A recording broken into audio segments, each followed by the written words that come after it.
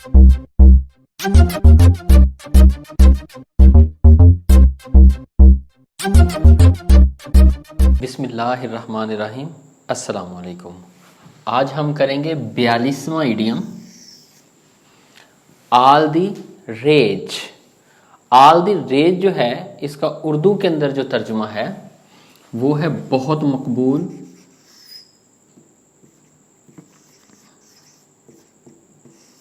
कोई भी चीज़ जो बहुत ज़्यादा पॉपुलर हो, जो हाइट ऑफ द पॉपुलैरिटी पे हो, जैसे वो फैशन हो सकता है, वो कोई गेम हो सकती है, वो कोई सॉन्ग हो सकता है, वो कोई मूवी हो सकती है, तब हम वहाँ पे ऑल द रेज ये मुहावरा इस्तेमाल करते हैं।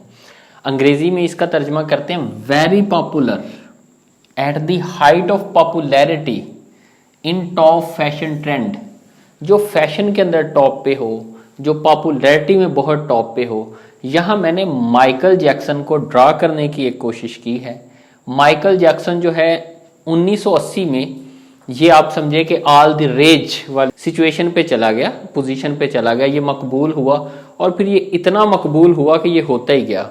इसका जो डांस था, मूनलाइट डांस कहलाता था, कि ये ऐसे लगता था कि जो अपने स्टेप पे पीछे की तरफ लेके जा रहा है, लेकिन ये फिर भी आगे को जा रहा होता था। लेकिन अगर हम इसकी मानी के अंदर जाएं, जो लफ्ज रेज है,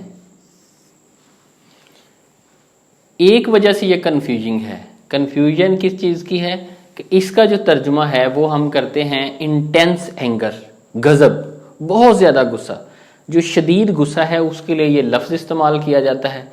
इसकी जो समझ है ना, वो फिर इसको याद करना थोड़ा मुश्किल हो जाता है। मैं भी जब एफएससी का स्टूडेंट था तो ये वाला जो लफ्ज़ था, इसकी कन्फ्यूजन जो थी वो दूर ना हुई और इसको याद करना बड़ा मुश्किल था। लेकिन अब मैं इसके बैकग्राउंड में जाऊंगा तो आपको इस मानी की समझ आ जाएगी, फिर ये नहीं इंशाल्लाह आपको भूलेगा।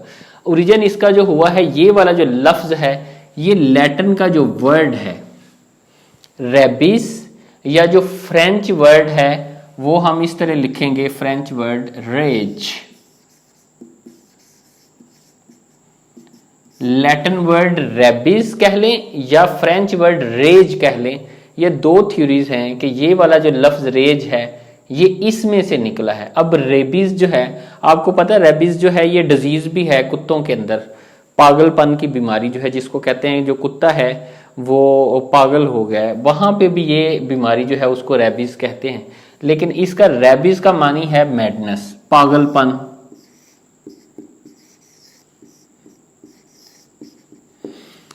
और ये वाला जो फ्रेंच के अंदर रेज है, इसका मतलब भी बिल्कुल इसी में है, जिसे आप कह सकते हैं पागल के लिए एक लफ्ज इस्तेमाल होता है जुनूनी। और अगर हम पागलपन और जुनूनी या मैडनेस का तर्जुमा करें ना, इसको एक और तरफ भी कर सकते हैं, जिसे हम कहते हैं पैशन। यहां मैंने ये पैशन शो करने की कोशिश की है कि एक बंदा जो है ना, उसके अंदर एक पैशन आ जाता है। वो कहता है कि मैंने ये वाला ब्रांड खरीदना है, मैंने ये वाले कपड़े पहनने हैं, मैंने ये वाली चीज करनी है।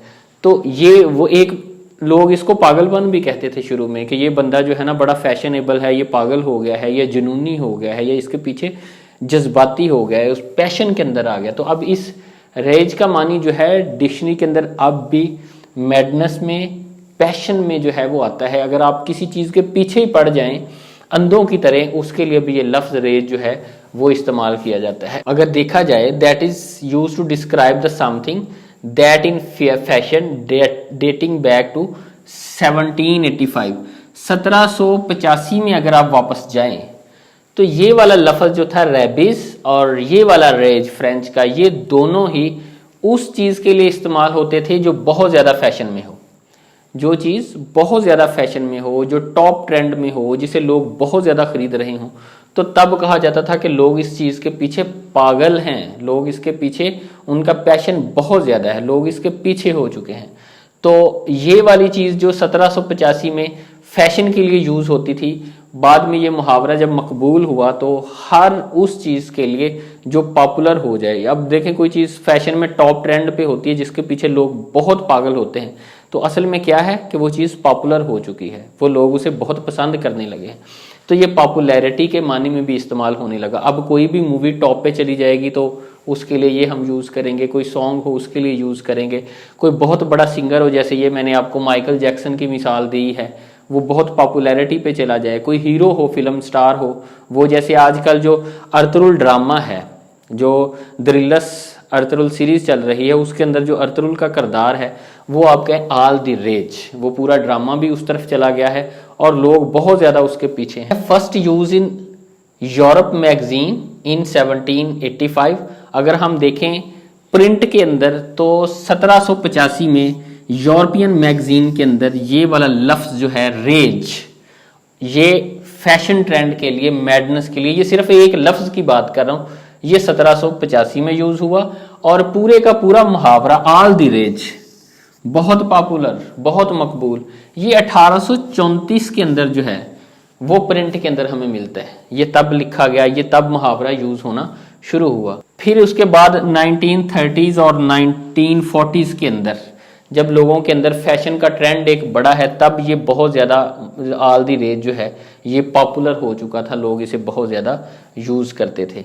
अब हम आते हैं एग्जाम्पल्स की तरफ। The Beatles were all the rage, ये वाला जो है, when my parents were young, जब मेरे वालिदैन जवान थे। दी बीटल, ये वाला जो बीटल है ये म्यूजिक रॉक बैंड है, म्यूजिक का बैंड है, एक ग्रुप है जो सिंग करते हैं, जो गाना गाते हैं। उन्होंने अपना नाम दी बीटल्स रखा था और वो इतना मकबूल था कि लड़का बता रहा है दी बीटल्स एक टाइम था बहुत ज़्यादा पॉपुलर था, ऑल द रेज था, जब मेरे पेरेंट्स जो थे वो अपनी जवानी की उम्र में थे। अब दूसरा जो है, Lindy Hop was all the rage in 1940s।